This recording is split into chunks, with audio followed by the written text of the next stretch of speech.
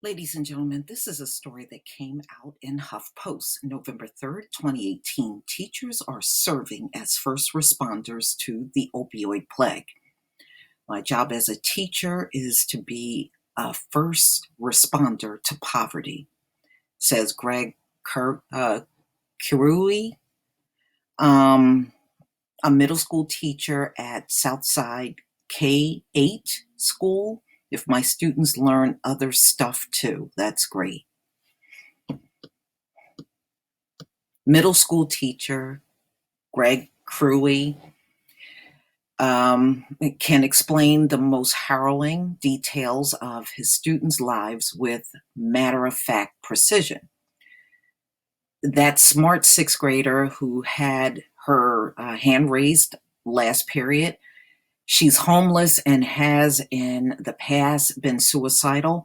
The middle school student who seems on edge during class as a young child. His parents used to make pornography. Oh my goodness.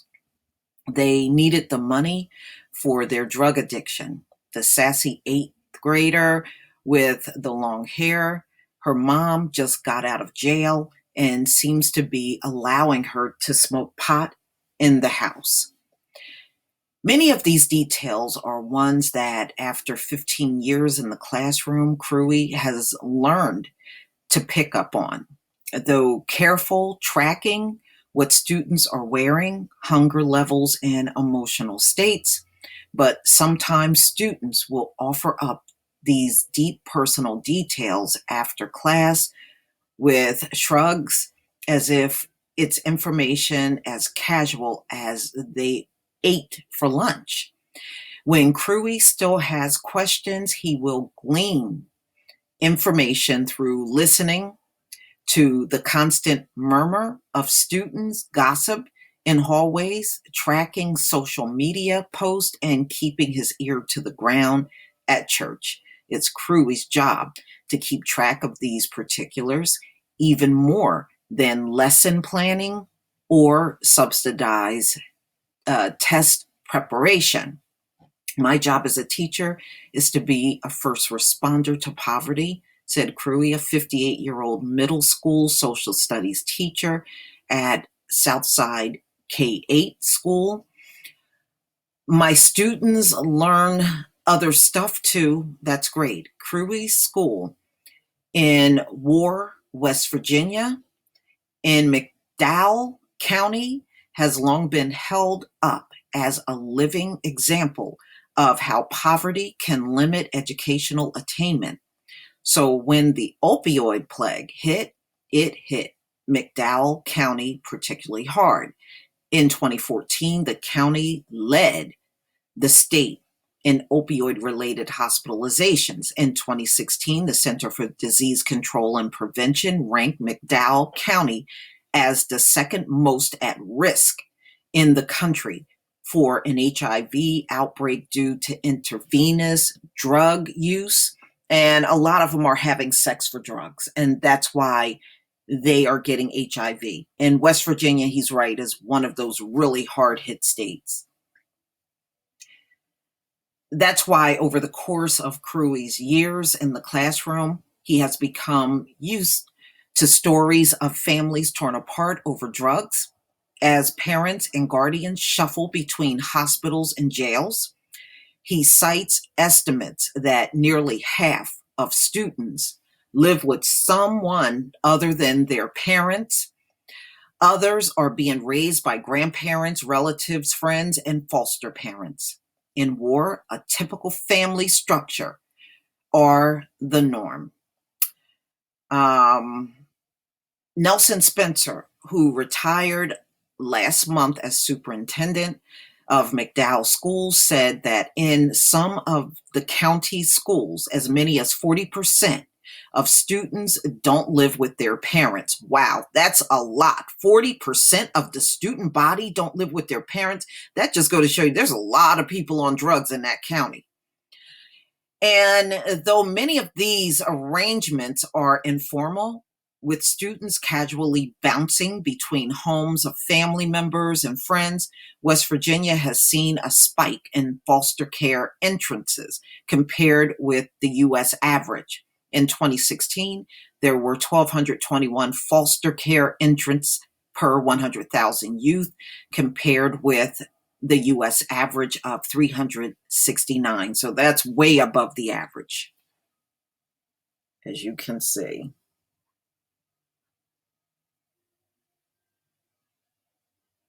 Okay.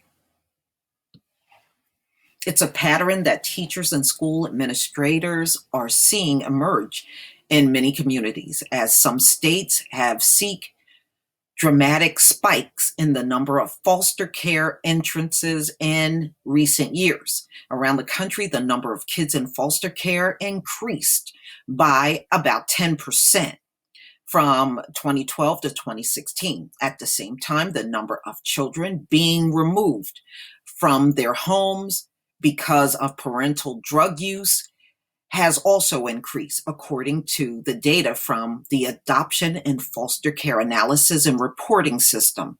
And in many places, teachers like Cruey are on the front lines of this crisis, working to counteract the effects this trauma has on students' lives. For this story, HuffPost, Henginger report spent several days shadowing Cruey at his school at the end of last year.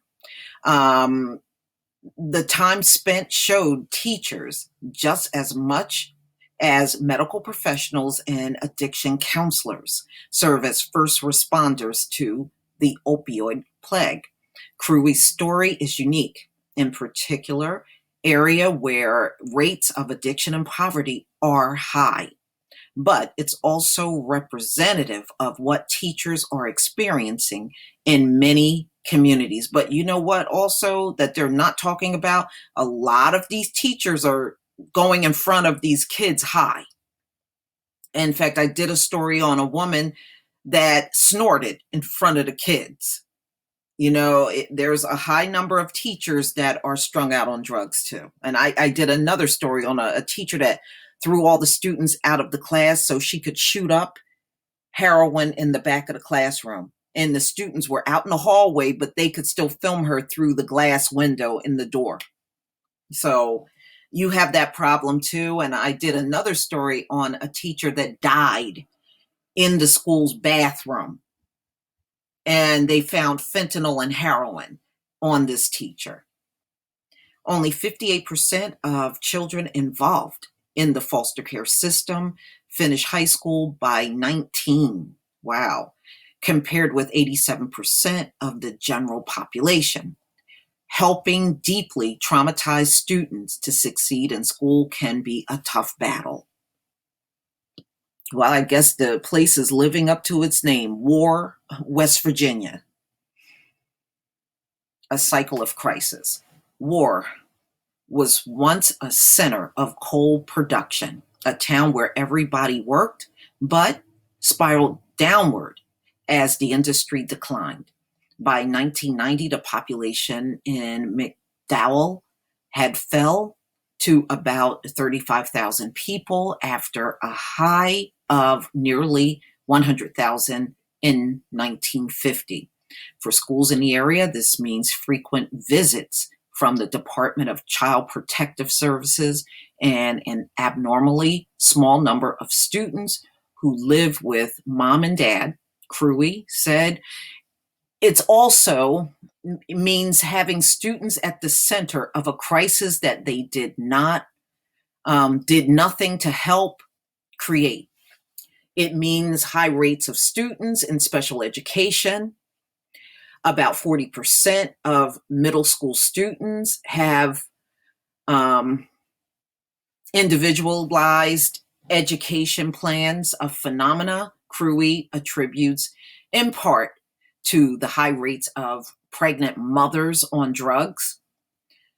On the outside, Southside K-8 school is almost idyllic.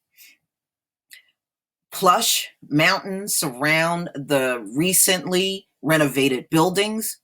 There's a new jungle gym where kids swing around and an impressive green football field sits nearby. But upon closer inspection, the subtle contours of the opioid plague are undeniably present. The football field, once a source of community pride, previously served as a place where student athletes and local coaches could ascend to the status of community legends. It's where Homer Hickam, famed NASA engineer portrayed in the movie October Sky, tried his hand at sports before moving on to rocket science. It was previously attached to Big Creek High School, but in 2010, the school was closed down over a decline in student enrollment.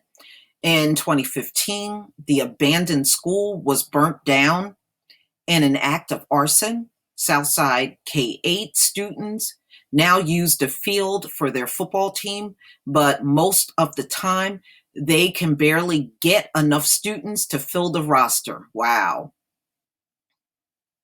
And West Virginia, there's not a high Black population in West Virginia at all. Crewy, a gregarious man with warm eyes and a friendly smile, attributes the team's lack of stability to his students. Okay, so let me just go down. Families are constantly shuffling in and out of the area in hopes to find.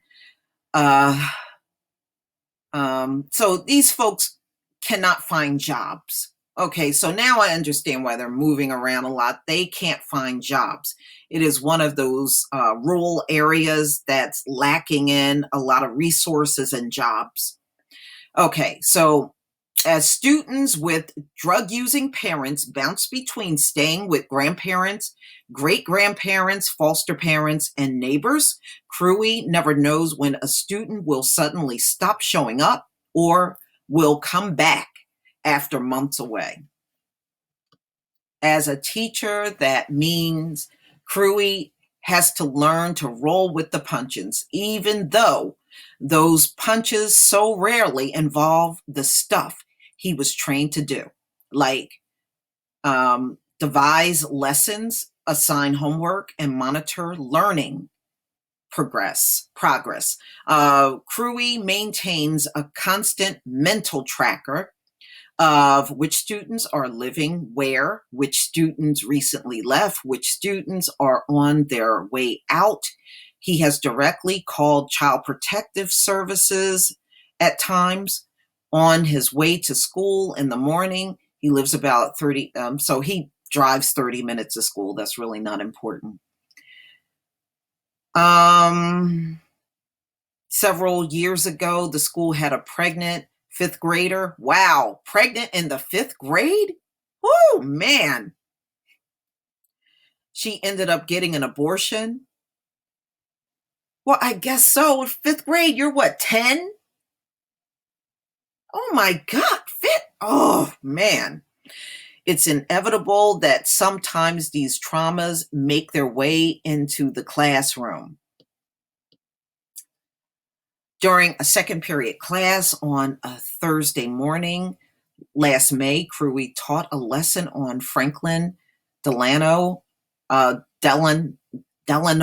Roosevelt. Who cares? I don't care about that man. All right, let me go down. All right, so the class was mostly engaged. Aside from a boy laying his head on the desk attempting to sleep, Crewy let him. It's not something an educator would typically allow, especially one like Crewy, who closely monitor and stomps out classroom misbehavior. But this time, Crewy let it slide. He knew enough to know the boy needed the rest. He was taken by Child Protective Services 2 weeks ago, and we didn't think we'd ever see him again, and he came back, said Crewy. Of the boy after class, he's one of those situations where CPS will show up here because this is one spot where they don't have to confront the parent to get the kid. They know our address. After school on weekends too, the work continues. Cruey's wife, Cheryl, who was principal of Southside K-8 until retiring at the end of 2017-2018 school year, mentors 3 siblings in the district. Cruey involved too. He and Cheryl started helping out after the family of 7 spent a winter together in a home where only adequate heat was a fireplace. Wow. You know, doesn't that kind of take away from what a teacher is supposed to do? Maybe in their town, they have the luxury of doing that, but I can tell you that's not the norm. Most teachers do not have time on their hands to be bothered with kids that come from a home where, there's opioid use. That's really not the norm. So that just tells you this town is in bad shape. And it tells me that they have a lot of drug addiction going on to the point where they probably got the teachers doing counseling because they can't actually afford to hire counselors in this town. You got to think about that. They said, it's not a lot of work. Coal mining was a big thing in the town back in the 90s, but that's gone. So it's not a lot of employment going on, probably not a lot of money circulating in these kind of rural places. So that's why they got the teachers acting in this capacity, because I feel that's inappropriate. They really need to just focus on education, whatever little they do, and not be drug counselors too. But I wouldn't be surprised if this start cropping up in a lot more school districts around the country, because the drug addiction is growing. It's not getting smaller, it's growing. But please tell me what you think, ladies and gentlemen. Please leave your comment and subscribe. Don't forget to hit on the notification bell, and I'll see you on the next video. Peace, family.